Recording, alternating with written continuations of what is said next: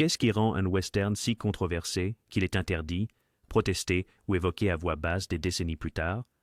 Est-ce le sexe, la violence, la race, ou la façon dont ces films ont osé montrer l'Amérique telle qu'elle était réellement? Pas comme nous aurions souhaité qu'elle ait été, de la guerre de Howard Hughes contre les censeurs aux révolutions ensanglantées qui ont secoué le monde, voici les films qui ont brisé toutes les règles et laissé le public stupéfait, indigné ou à jamais changé.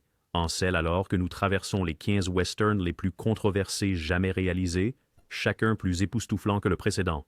Prêt pour un duel? Le Hors-la-loi, 1943-1946. Commençons par le film qui a pratiquement inventé la controverse à Hollywood, le Hors-la-loi. Dans un monde où même un aperçu de cheville pouvait susciter des sourcils levés, Howard Hughes a décidé de présenter à l'Amérique le décolleté de Jane Russell, et il n'y est pas allé subtilement. Ce n'était pas juste un western, c'était une campagne de relations publiques déguisée en fusillade. Hughes a conçu un soutien-gorge à armature, a affiché l'image de Russell sur les panneaux publicitaires et a défié les censeurs d'intervenir. Et ils l'ont fait. Les groupes religieux ont demandé des interdictions. Les censeurs d'État l'ont refusé. La MPAA ne lui a pas donné de sceau.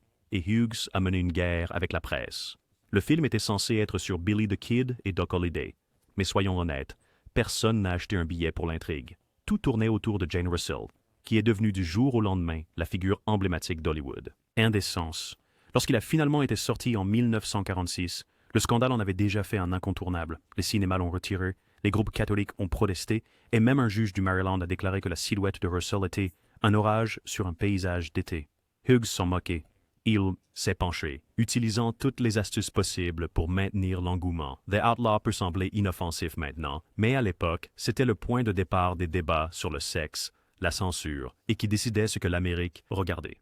Des décennies plus tard, c'est une leçon magistrale sur la façon dont la controverse peut transformer un western moyen en or au box-office, et comment un soutien-gorge a changé l'histoire du cinéma à jamais.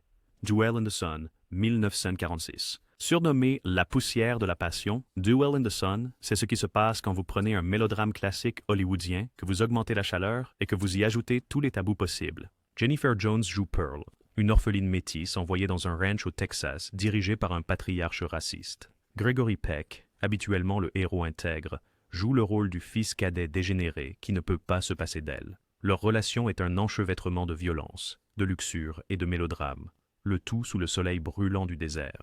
Soleil. Ce film a fait tout ce que le code Hays interdisait aux films de fer. Relations interraciales, agressions sexuelles et désirs incontrôlés. Les censeurs ont exigé des coupures. Les groupes religieux étaient furieux.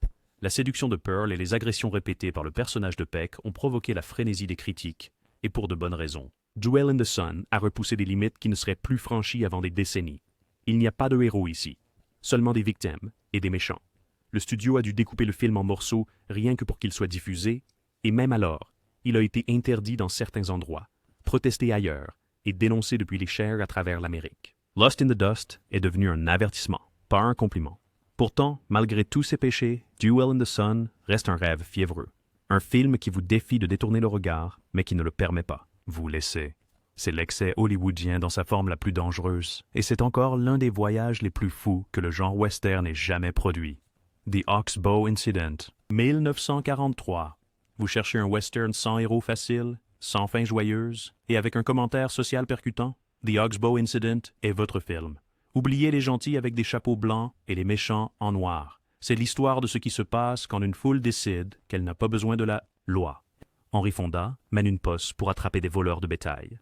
Mais le groupe se transforme rapidement en bande de lyncheurs, poussés par la peur, la suspicion et une soif de justice. Ils attrapent 3 hommes, leur font un simulacre de procès sous un arbre tortueux et les pendent. La surprise? Ils étaient innocents. Le véritable meurtrier est révélé quand il est trop tard. Le message n'est pas subtil. Une mauvaise décision alimentée par la mentalité de foule peut ruiner des vies et entacher un ensemble. Communauté. Sorti en 1943 au plus fort de la Seconde Guerre mondiale, c'était le contraire des films patriotiques que l'Amérique voulait. Il a fait un flop au box-office, a été confronté à la censure et a laissé les critiques perplexes. Le public ne voulait pas se voir comme les méchants, et l'étrange incident a tendu un miroir. De toute façon, au fil du temps, c'est devenu un classique pour son honnêteté. L'un des premiers westerns à aborder les dangers de la pensée de groupe et de la justice expéditive. Pas de fusillade, pas de rédemption, juste la question, jusqu'où iriez-vous si vous pensiez que personne ne vous arrêterait. Johnny Guitar, 1954. Si vous pensiez que les westerns concernaient uniquement les hommes, la poussière et les chevaux, Johnny Guitar est là pour rectifier le tir en jetant le manuel par la fenêtre. Joan Crawford joue le rôle de Vienna, propriétaire d'un salon qui ne porte pas seulement la culotte, elle possède toute la ville. Son rival, Emma Small, une femme guindée et venimeuse qui veut voir Vienna partir. La tension entre ces deux-là chauffe plus que le désert du Nevada. Sous la surface, Johnny Guitar est chargé de sous-entendus, de jeux de pouvoir qui renversent les rôles de genre et de ce que les critiques reconnaissent maintenant comme une romance queer, féroce et codée. Hollywood ne savait pas quoi en faire. Les censeurs l'ont mutilé, les critiques ont levé les yeux au ciel et le public américain était perplexe. Pendant ce temps, en France, le film a été salué comme une œuvre de génie, prouvant que parfois il faut un nouveau regard pour voir ce qui est révolutionnaire. Les couleurs vives du film, le mélodrame et les dialogues presque surréalistes en ont fait un classique culte, adoré par les féministes, le public queer et tous ceux qui aiment leur western avec une touche de chaos. Joan Crawford se battait avec ses co-stars sur le plateau et à l'écran, consolidant sa légende en tant que femme la plus dure d'Hollywood. Aujourd'hui, Johnny Guitar prouve que l'Ouest n'a pas seulement été conquis par des hommes armés, mais par des femmes avec du courage, du style et un refus de suivre les règles. Shane, 1953. Shane n'est pas juste un film. C'est le western qui hante votre enfance. L'image est emblématique. Un tireur solitaire s'éloignant tandis qu'un garçon crie son nom en vain. Mais sous toute cette nostalgie se cache un film qui a secoué les censeurs, les critiques et même l'idée de ce que pouvait dire un western. La violence dans Shane n'est ni propre ni héroïque. Elle est forte, choquante et finale. Chaque coup de feu est un coup de tonnerre. Chaque mort compte. Le film demande si l'on peut vraiment échapper au cycle de la violence ou si des héros comme Shane sont voués à errer éternellement, portant la marque de chaque homme qu'ils ont tué. La chimie entre Shane et Marion, la femme du fermier qui l'aide, est suffisamment ambiguë pour faire jaser. À l'époque, les censeurs s'inquiétaient de son impact sur les enfants et les groupes religieux se sont inquiétés de la moralité de l'histoire. Shane sauve-t-il l'Ouest? Où en fait-il? Pire, l'ambiguïté était le but. Des générations ont débattu pour savoir si le film célèbre ou condamne la violence. Ce qui est certain, c'est qu'il a changé le genre à jamais, nous offrant un cow-boy moins John Wayne et plus Hamlet, sortant de nos vies et entrant dans la légende. La prisonnière du désert, 1956. Vous pensez que John Wayne est toujours le héros? Détrompez-vous. The Searchers montre Wayne dans son rôle le plus complexe, jouant Ethan Edwards, un homme qui pourrait sauver sa nièce ou la tuer. Ce n'est pas le Far West immaculé d'antan. Au contraire, le chef-d'œuvre de Ford plonge dans l'obsession, le racisme, et ce qui se passe lorsque la haine déforme tout ce qu'elle touche. La représentation des Amérindiens est troublante selon les standards d'aujourd'hui, et même à l'époque, la violence du film et le fanatisme de son personnage principal mettaient certains spectateurs mal à l'aise. Ford critique-t-il Ethan? Où le laisse-t-il s'en tirer? Les critiques et les universitaires en débattent encore. Le film ne fournit pas de réponse facile. La fin, avec Ethan encadré dans une porte, fait partie de la famille, mais n'est pas le bienvenu à l'intérieur et l'une des images les plus puissantes du cinéma. Histoire. Lorsque The Searchers a été présenté pour la première fois, les spectateurs ne savaient pas quoi en penser. Il est maintenant salué comme un accomplissement majeur, étudié pour sa beauté et condamné pour ses lacunes. Le débat fait partie intégrante. C'est un western qui vous force à vous demander « Et si le héros est le vrai? Danger !» L'homme qui tua Liberty Valance, 1962. Parfois, la légende est vraiment meilleure que la vérité. L'homme qui tua Liberty Valance de John Ford parle des histoires que nous nous racontons, de qui est un héros, de qui est un méchant, et de ce qui est vraiment se passe. Jimmy Stewart joue Ransom Stoddard, un avocat aux manières douces dont la réputation repose sur la croyance qu'il a abattu le célèbre hors-la-loi Liberty Valance. Le mag? Il n'a pas tiré. C'était Tom Donifon, joué par John Wayne, qui a appuyé sur la gâchette. La ville préfère la légende à la vérité compliquée, et le film vous fait remettre en question chaque mythe auquel vous avez jamais cru sur l'Ouest. Les critiques étaient déconcertés. Les spectateurs s'attendaient à un autre film épique de duel et ont obtenu à la place une réflexion sur les relations publiques, la politique et la réécriture de l'histoire. Quand la légende devient fait, imprimez la légende, dit l'homme du journal local. Et tout comme ça, le film critique tout le genre. C'était un western qui osait dire que l'histoire est écrite par les vainqueurs, et parfois les vainqueurs sont des menteurs. C'est un film sur le regret, l'amour perdu, et comment la vérité peut disparaître sous une montagne de légendes. Inconfortable à sa manière, l'homme qui tua Liberty Valance est aujourd'hui considéré comme l'une des plus grandes déconstructions du mythe américain. Un homme nommé Cheval, 1970. Avant que Danse avec les loups ne rêve jamais du récit du Sauveur blanc, il y avait un homme nommé Cheval. Richard Harris joue le rôle d'un Anglais capturé par les Sioux, torturé et finalement assimilé à leur culture après avoir survécu à une initiation brutale et infâme avec des griffes d'aigle et des piercings au torse. C'est sanglant, dramatique et garanti de vous faire grimacer. La controverse est arrivée rapidement et violemment. Les critiques amérindiens l'ont critiqué pour avoir inventé des coutumes et choisi des acteurs blancs pour des rôles autochtones. Le mouvement des Indiens d'Amérique a organisé des boycotts, manifesté lors des premières et a dénoncé le film pour avoir réduit la vie autochtone à un spectacle exotique. La controverse n'a cependant pas nui au box-office. Le film a été un succès, engendrant des suites et encore plus de protestations. A Man Called Horse suscite encore le débat. Est-ce une tentative honnête de représenter la culture autochtone ou juste une autre fantaisie du point de vue des Blancs? Son héritage est compliqué, mais les questions qu'il soulève sur l'identité, le respect et l'appropriation culturelle sont aussi urgentes maintenant qu'elles l'étaient à l'époque. Five Savage Men, 1971. Si vous pensez que tous les westerns controversés viennent de l'âge d'or d'Hollywood, Five Savage Men est là pour prouver le contraire. Ce cauchemar du Grindhouse est tristement célèbre pour repousser toutes les limites. Agression sexuelle graphique, violence sans détour, et une intrigue qui ressemble plus à un film d'horreur de vengeance que tout ce que John Wayne aurait jamais touché. Le film commence par le massacre d'une diligence, suivi de la brutalisation de sa jeune survivante, interprétée par Michelle Carey. Elle est sauvée par un guerrier apache, mais le partenariat qui s'ensuit est une réponse brute et en colère à chaque conte de vengeance western édulcoré. Il n'y a pas d'héroïsme, seulement la survie et fureur. Les critiques ne savaient pas quoi en faire. Le public était consterné. Le film a été enterré pendant des années, apparaissant lors de projections de minuit et de festivals d'exploitation. Si vous voulez un western qui vous déstabilisera vraiment, Five Savage Men, et en tirez-vous. C'est une preuve de la mesure à laquelle le genre pouvait tomber, ou à quel point il pouvait devenir honnête, selon votre point de vue. Navajo Joe, 1966.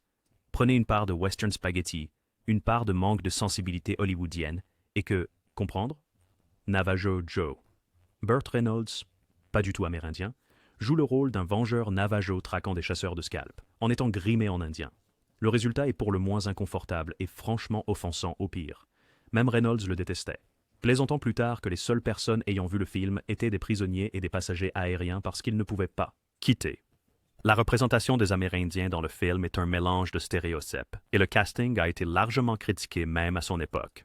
L'histoire, un scénario de vengeance standard, mais avec Reynolds dans un harnais japonais et une perruque, donnant l'impression qu'il est arrivé sur le mauvais plateau. Malgré la controverse, Navajo Joe a développé un étrange culte. Tarantino l'adore pour la musique, sinon rien d'autre. Mais pour tout le monde, c'est une leçon de prudence. La représentation est importante et un mauvais casting est éternel. Django, 1976. Avant que Tarantino ne transforme le nom en mème, le Django original était l'un des films les plus interdits en Europe. Franco Nero joue un anti-héros, traînant un cercueil dans un monde si sombre, si boueux et si ensanglanté qu'il faisait passer Clint Eastwood pour un choriste. Garçon, la violence est légendaire. Les corps s'empilent par douzaines, les mitrailleuses fauchent des armées et la boue ne semble jamais sec.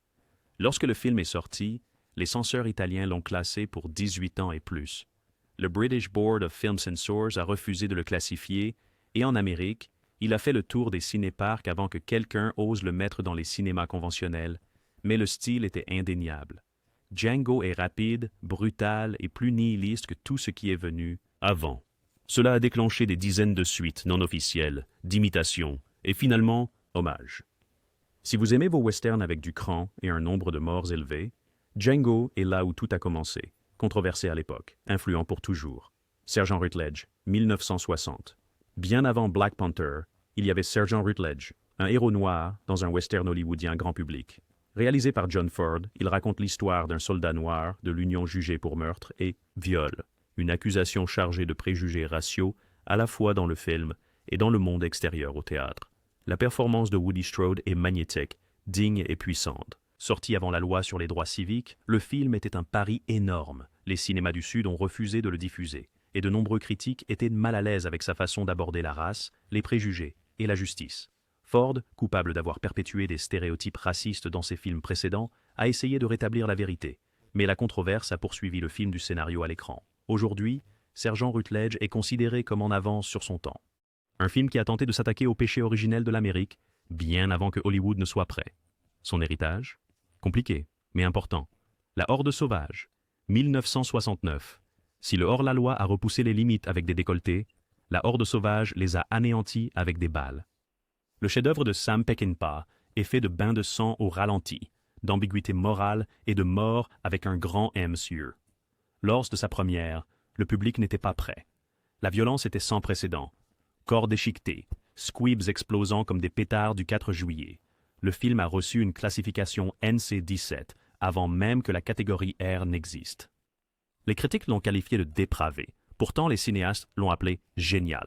Les acteurs eux-mêmes ont admis être bouleversés par ce qu'ils tournaient. Le message du film?